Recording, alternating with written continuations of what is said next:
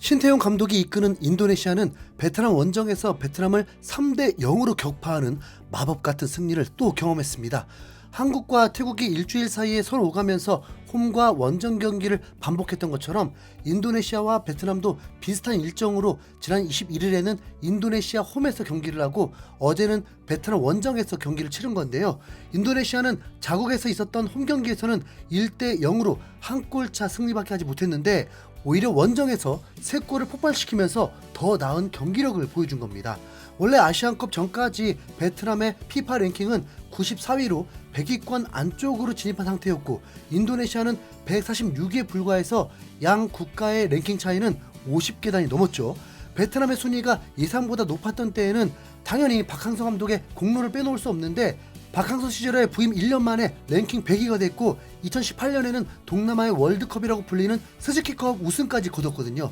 이어서 2019년에 개최됐던 아시안컵에서는 상상도 못했던 8강이라는 기적을 이뤄내면서 피파 랭킹 90위권으로 진입했습니다. 그리고 2022 카타르 월드컵 최종 예선 때는 92위까지 올라가기도 했고요. 하지만 박항서 감독이 사임한 이후에 베트남의 성적은 곧바로 들쑥날쑥해지면서 현 감독인 트루시에 감독의 지휘 아래서는 과거와 같은 번뜩이는 모습이 없어졌죠. 실제 이번 2023 아시안컵에서도 조별리그 3경기 전패로 광속 탈락을 해버리면서 피파 랭킹이 무려 11계단이나 떨어졌습니다. 그래서 올해 2월부터는 105위까지 떨어지면서 다시 100위권으로 밀려나고 말았는데요. 반면 신태용 감독이 이끄는 인도네시아는 아시안컵에서 베트남과 같은 D조에 배정되어서 맞대결에서 1대0 승리를 거둔 끝에 16강까지 진출하는 쾌거를 이뤘습니다. 그 덕분에 올 2월에 갱신된 피파 랭킹에서 4계단 상승한 142위가 됐죠. 하지만 그래도 여전히 베트남이 인도네시아보다 피파 랭킹에서 37위가 높다는 건 객관적인 전력이나 지금까지 쌓아온 업적에서 아직 밀리고 있다는 뜻일 겁니다. 인도네시아와 베트남이 참 악연인 것이 지난 아시안컵에 이어서 월드컵 2차 지역 예선에서도 같은 F조로 묶여 있었거든요. 이라크, 인도네시아, 베트남, 필리핀이 F조로 배정됐는데 당연히 이라크는 사전 전승이고 결국 인도네시아와 베트남 싸움이었습니다. 그런데 이번 3월에 치러진 2연전에서 신태용 감독의 인도네시아가 2승을 거둬버리면서 인도네시아는 2승 1무 1패로 승점 7점, 베트남은 1승 3패로 승점 3점이 돼버렸죠.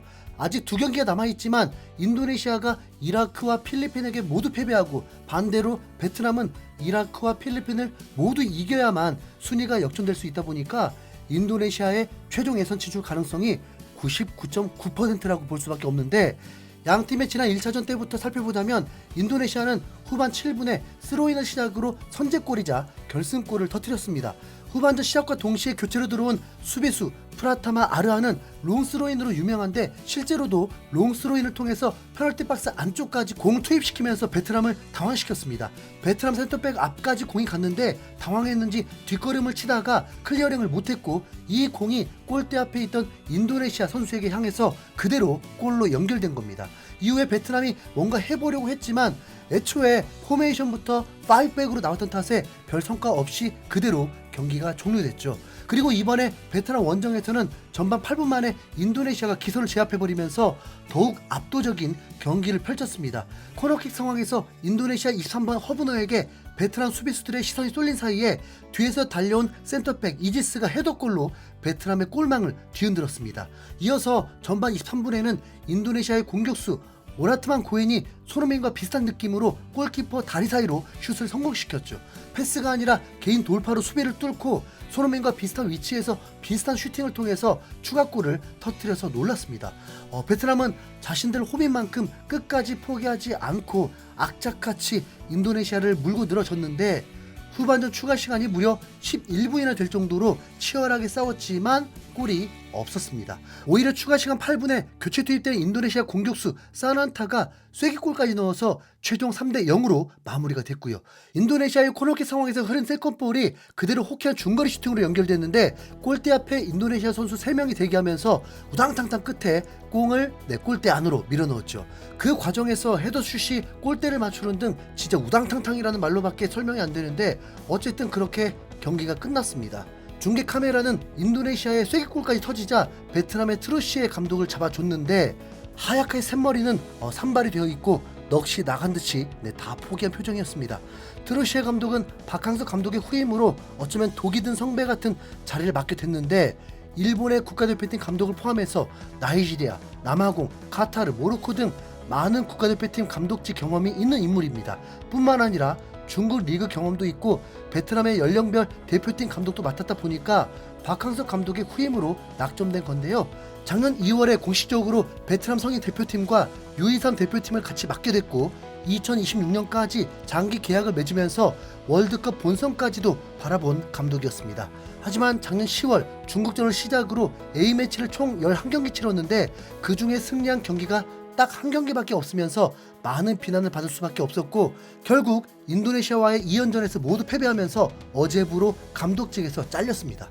트루시에 감독은 아시안컵에서 3패를 하면서 광속으로 탈락한 이후의 인터뷰에서 사람들은 베트남 축구 연맹이 나를 선임하기 전에 베트남이 월드컵 예선에서 8패를 기록했다는 사실을 잊었다라면서 박항서 감독 시절을 들먹인 적도 있는데 결국 최근 A매치 10경기에서 2차 지역 예선 F조의 최하위 필리핀을 이긴 딱 한 경기를 제외하면 모두 패배하면서 바닥을 드러냈죠.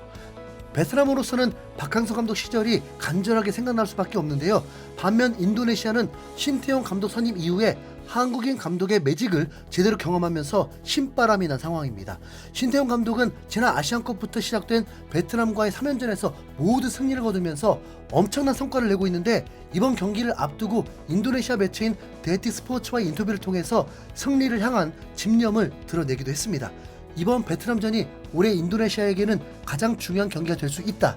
결과가 어찌 나올지 모르겠지만 최선을 다해야 한다라면서 월드컵 최종 예선을 향한 열망을 전혀 숨기지 않는 모습이었죠.